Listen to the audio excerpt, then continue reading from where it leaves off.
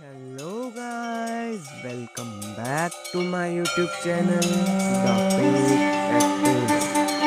हमारी कहानी की शुरुआत वहीं होगी जहां हमारा पिछला एपिसोड एंड हुआ था। तो आपको मेरी आवाज़ थोड़ी बैकग्राउंड लग सकती है क्योंकि मैं बहुत तो बिना वक्त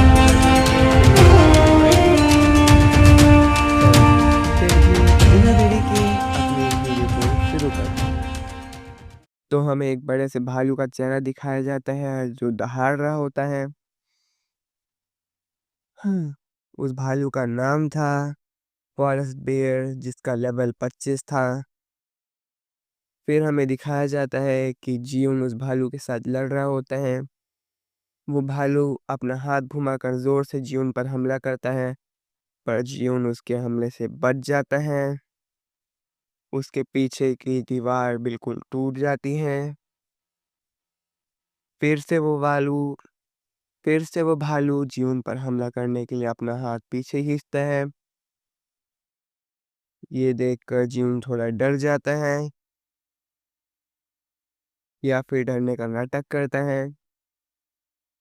फिर जियोन चुटकी बजाता है और अपने स्केलेटन्स को बोलता है कि हमने उसे पकड़ लिया। फिर वो अपने स्केलेटन्स को बोलता है कि हमने उसे पकड़ लिया है। अब हमला करो। तो तभी तेजी से स्केलेटन ऊपर की तरफ कूदता है और भालू के सिर पर हमला करने के लिए तैयार हो जाता है। पर भालू उस स्केलेटन को तुरंत देख लेता है और एक हाथ के हमले से उसे दूर फेंक देता है।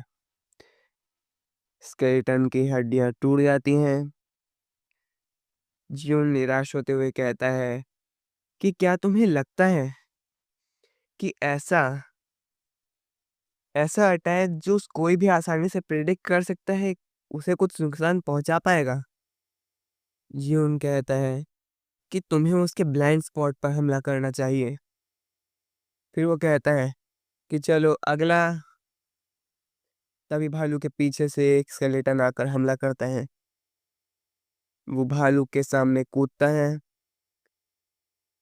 ऐसा लग रहा था कि वो भालू पर हमला करने में कामयाब हो जाएगा, लेकिन भालू एक हमले से उसे उसे भी उड़ा देता है। जून कहता है, ए मैंने तुम्हें कितने बार कहा है कि तुम्हें उसके पीछे से हमला करना चाहिए, आगे से नहीं। जून कहता है कि तुम भी वही गलती क्यों कर रहे हो जो पिछले वाले ने की थी। जून मन में कुछ कहता है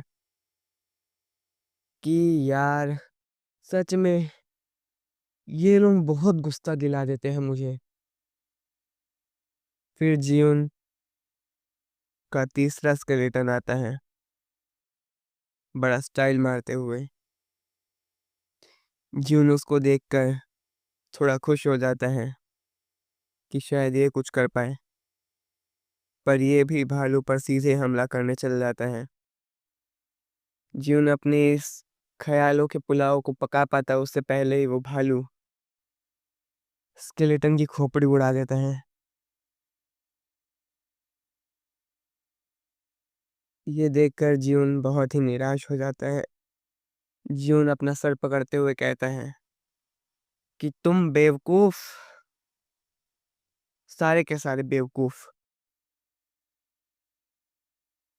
फिर हमें दिखाया जाता है कि जियोन ने सारे के सारे स्केलेटन्स को सजा दी रहती है कि उन्हें अपने स्कल को अपने हाथों में उठाकर पकड़े रहना है। जियोन कहता है कि क्या तुम लोगों के पास बिल्कुल दिमाग नहीं है? फिर अपनी बात में ये जोड़ते हुए कहता है कि मुझे मालूम है कि तुम्हारे पास नहीं है, पर ठीक है, अभी के लिए मैं तुम्हें माफ करता हूँ। ठीक है, फिलहाल के लिए मैं तुम्हें माफ करता हूँ। अपनी खोपड़ी अपनी गर्दन पर वापस रख लो।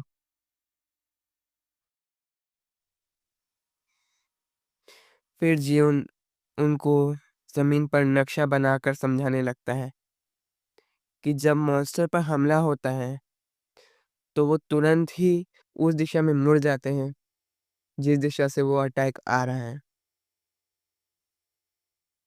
इसीलिए तुम्हें उसके ब्लाइंड स्पॉट का फ़ायदा उठाना चाहिए। ज्यून कहता है कि अगर तुम उसके ब्लाइंड स्पॉट पर हमला करोगे, तो तुम्हें पता है क्या होगा? ज्यून के स्केलेटन्स सारे अपनी खोपड़ी तिरछी करके ज्यून को देखने लगते हैं और शायद कहते हैं कि ये क्या बोल रहे हैं मास्टर? ये कौन-सी भाषा बोल रहे हैं? फिर ज्यून कहता है, छोड़ो तुम लोग, तुमसे ना हो पाएगा। तुम मुझे बस पागल करने के लिए हो और इससे मुझे और गुस्सा आ रहा है। ज्यून कहता है कि अच्छा हुआ कि मेरी स्किल की रैंक बढ़ गई और अब मैं 3 स्केलेटन एक साथ समन कर सकता हूँ। उस नेकलेस के इफ़ेक्ट का शुक्रिया। पर दिक्कत यही है कि वो तीनों एक साथ काम नहीं कर पा रहे हैं। फिर वो उस भालू के साथ हुई लड़ाई को याद करते हुए कहता है कि मैंने उन्हें कितनी बार समझाया कि उस भालू के ब्लाइंड स्पॉट पर हमला करे, ब्लैंक स्पॉट पर हमला करे। तुम भी वही गलती कर रहे हो जो पिछले वाले ने की थी। फिर ज्यून ये भी जोड़ते हुए कहता है कि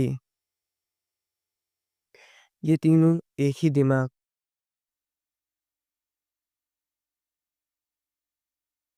ही दिमाग सा बाँटते हैं।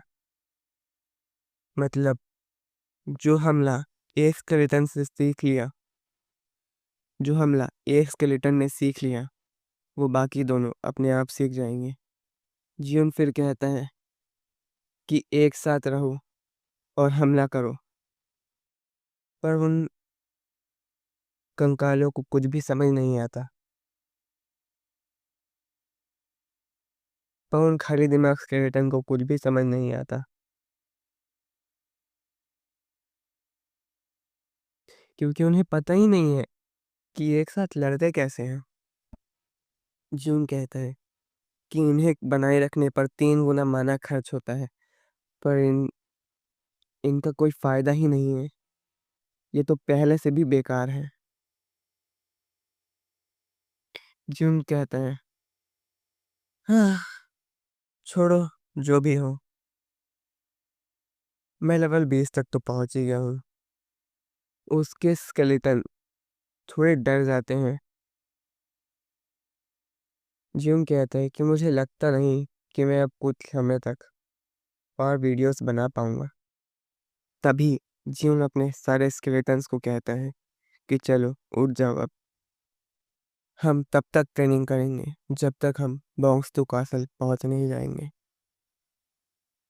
ये सुनकर उसके स्केलेटन्स खुश हो जाते हैं। जहाँ मैंने सोचा था कि मैं आराम से बैठकर रिलैक्स करूँगा और बाकी सारी लड़ाई का काम ये बेवकूफ़ करेंगे, पर सारा काम मुझे ही करना पड़ता है। पर मुझे लगता है कि मैं लड़ाई का काम इन पर बिल्कुल नहीं छोड़ सकता। ये कहते हुए च्यून की आंखों से आंसू आने लगते हैं। वो कहता है, हे भगवान! और यही कहते हुए वो जंगल से बाहर आ जाता है। यहाँ से हमारा चैप्टर 9 शुरू होता है। फिर हमें दिखाया जाता है कि जियून बोंगस-टू कासल के रेडर्स एसोसिएशन में पहुंच चुका है। वहां पर रेडर्स एसोसिएशन में एक गार्ड सीढ़ियों पर पहरा दे रहा होता है। रेडर्स एसोसिएशन में काफ़ी ज़्यादा भीड़ होती है। सभी किसी क्वेस्ट का इंतज़ार कर रहे होते हैं। तभी पीछे से एक आदमी निकल कर आता है। वो सीढ़ियों से उतर रहा होता है। सभी लोग उस पर झपटने लगते हैं कि उसे उसे मिला है। देखो वो आ गया। उसे पकड़ लो। तुम्हें कौन-सा क्वेस्ट मिला है? बताओ हमें, कौन-सा क्वेस्ट मिला तुम्हें? ये कहते हुए बहुत हल्ला होने लगता है। तभी पीछे से च्यून की एंट्री होती है। ज्यून कहता है कि ये सब बिल्कुल भूखे हाइनास के जैसे हैं। ज्यून कहता है कि ये सब बिल्कुल भूखे लकड़बग्घों जैसे हैं। जून कहता है कि मुझे लगता है कि ऐसे लोग लगभग हर जगह मिलते हैं। उन्हें मेहनत करना ही नहीं होता। उन्हें बस बैठे-बैठे दूसरों की मेहनत पर कमाना होता है। तभी जून को पीछे से एक आदमी बुलाता है और कहता है कि क्या तुम्हारे पास कोई अच्छी क्वेस्ट है? चलो साथ में। इससे पहले वो अपनी बात कंप्लीट कर पाता, ज्यून उसे गाली देकर भगा देता है। ज्यून कहता है कि मैं ये पता नहीं चलने दे सकता किसी को कि मुझे अहिम्बरी वाला क्वेस्ट मिला है। जिस आदमी ने ज्यून से बात की थी, वो गुस्से में ज्यून को घूरने लगता है और कहता है, क्या? फिर ज्यून हुटैन के उस लेटर को निकालता है और सामने खड़े गार्ड को देता है। वो कहता है कि मैं एक रिकमेंडेशन लेटर लाया हूँ जो हुटैन ने दिया है। वो गार्ड ज्यून को कहता है कि जाइए, आप सेकंड फ्लोर पर जा सकते हैं। पीछे के सभी लोग हैरान हो जाते हैं। तभी पीछे की भीड़ पागलों की तरह सीढ़ी पर चढ़ने की कोशिश करने लगती है। कुछ तो ये तक कहने लगते हैं कि हम उसी की पार्टी के मेंबर्स हैं, हमें जाने दो। ज्यून कहता है कि नहीं, तुम नहीं हो। ज्यून तेज सीढ़ियों पर चढ़ता है और अहिम्बरी के कमरे तक पहुंच जाता है। ज्यून कहता है कि क्या पता अहिम्बरी के पास कौन से रिवॉर्ड्स होंगे मेरे लिए। क्या ये कुछ अच्छे रिवॉर्ड्स होंगे क्योंकि ये एक हिडन क्वेस्ट है? ज्यून अपनी बात में यह जोड़ते हुए कहता है कि मैं उसके साथ एक लंबा रिश्ता बनाना चाहूँगा। ज्यून अहिम्बरी के कमरे का दरवाज़ा खोलता है और कहता है कि एक्सक्यूज़ मी। तभी उसकी आंखें चमकने लगती हैं। वो कहता है, क्या बात है, ये कैसा कबाड़ खाना है। उन किताबों के पहाड़ के नीचे से अहिम्बरी आवाज़ देता है कि तुम कौन हो? अहिम्बरी ज्यून से कहता है कि मुझे तो याद नहीं कि आज मेरा कोई अपॉइंटमेंट है। फिर हमें अहिम्बरी के बारे में दिखाया जाता है कि अहिम्बरी एक एनपीसी है। जिसको एनपीसी का मतलब नहीं पता, मैं बता देता हूँ। नॉन प्लेइंग कैरेक्टर, यानी ऐसे कैरेक्टर जो गेम का हिस्सा होते हैं, असली प्लेयर्स नहीं। ज्यून तुरंत अपने मन में कहता है कि कोई बात नहीं, अहिम्बरी हमेशा से ही ऐसा था। अहिम्बरी एक ऐसा ही कैरेक्टर है। ज्यून कहता है, ज्यून अहिम्बरी से कहता है कि मेरा नाम हायरगन है। मैं हुटैन के रिकमेंडेशन पर आया हूँ।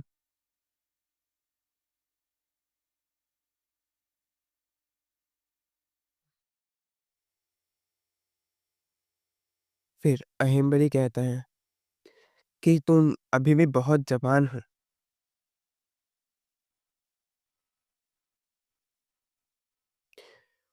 और वो भी ब्लैक मेज टेरेन के। अहिम्बरी ज्यून से कहता है कि तुम बहुत जवान हो और एक ब्लैक मेज हो। तुम्हारी स्किल्स तुम्हारी उम्र से काफ़ी ज़्यादा हैं।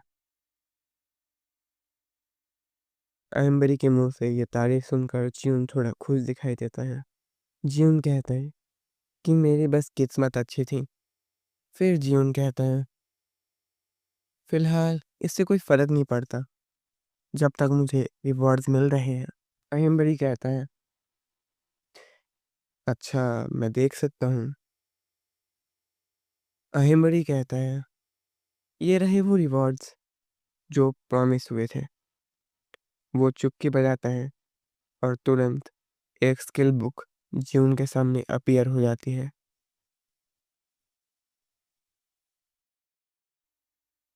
ज्यून को दो नोटिफिकेशन आती हैं जिसमें लिखा था कि तुमने दो स्किल बुक्स प्राप्त की हैं। एक है बोन आर्मर और एक है मैडनेस हेल्म। ज्यून इन बुक्स को देखकर बहुत खुश हो जाता है। ज्यून अपने मन में कहता है कि उसने मुझे दो स्किल बुक्स दी जो कि काफ़ी रेयर है। तब अहिमबरी ज्यून की बात को काटते हुए कहता है, तो अब तुम्हारा यहाँ कोई काम नहीं है, तो तुम्हें जाना चाहिए। ज्यून को एक और नोटिफिकेशन आती है कि टीचिंग्स ऑफ अहिमबरी क्वेस्ट पूरा हो चुका है। पर ज्यून इससे कुछ ज़्यादा खुश नहीं दिख रहा होता है। अहिमबरी जाते हुए ज्यून से एक आखिरी बात कहता है कि वापस जाते समय अपना ध्यान रखना। ज्यून कहता है कि क्या? ज्यून अहिमबरी से कहता है कि क्या? ये क्वेस्ट इतने जल्दी कंप्लीट कैसे हो सकता है? तुम्हें मुझे अगला क्वेस्ट देना चाहिए। ज्यून अहिमबरी को रोकने के लिए कहता है, रुको। ज्यून अहिमबरी से कहता है कि मैं यहाँ इतना मेहनत करके सिर्फ ये दो स्किल बुक लेने नहीं आया था। सर, मैं वो सब करने को तैयार हूँ जो काम आप मुझे देंगे।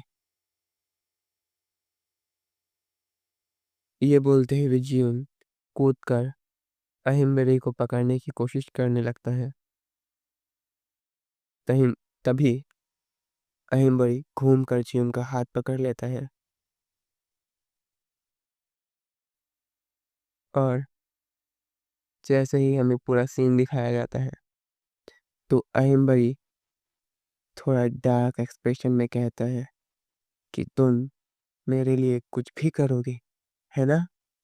फिर हमें अहिमबरी का चेहरा दिखाया जाता है जो हंसते हुए कहता है कि तुम्हारा बहुत शुक्रिया। अहिमबरी का यह एक्सप्रेशन देखकर ज्यून बहुत डर जाता है। तभी ज्यून के सामने एक और क्वेस्ट अपीयर होता है जिसका नाम था egg of the nest.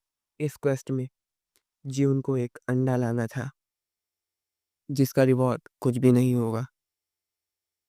June कहता है, हाँ?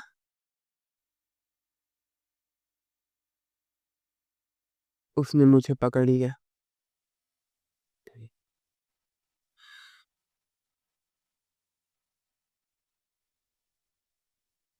ज्यून के चेहरे पे शॉक वाले एक्सप्रेशन थे। ज्यून ये बिल्कुल भी उम्मीद नहीं कर रहा था कि ऐसा कुछ होगा। तभी हमें एक आदमी को दिखाया जाता है जो शायद रेडर्स के रेजर्स। फिर हमें एक आदमी का सीन दिखाया जाता है जो शायद रेडर्स गिल्ड में एंटर कर रहा होता है।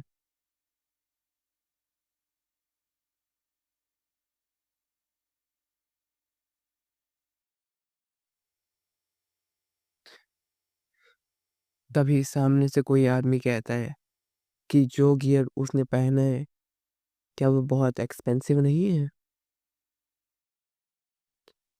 एक लड़की कहती है, ओह।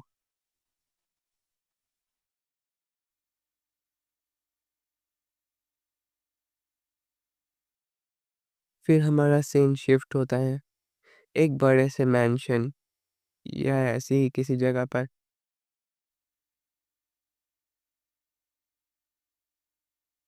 जहाँ वो आदमी आता है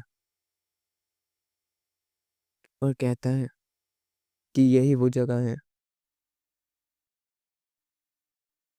जहाँ हाहा मास था।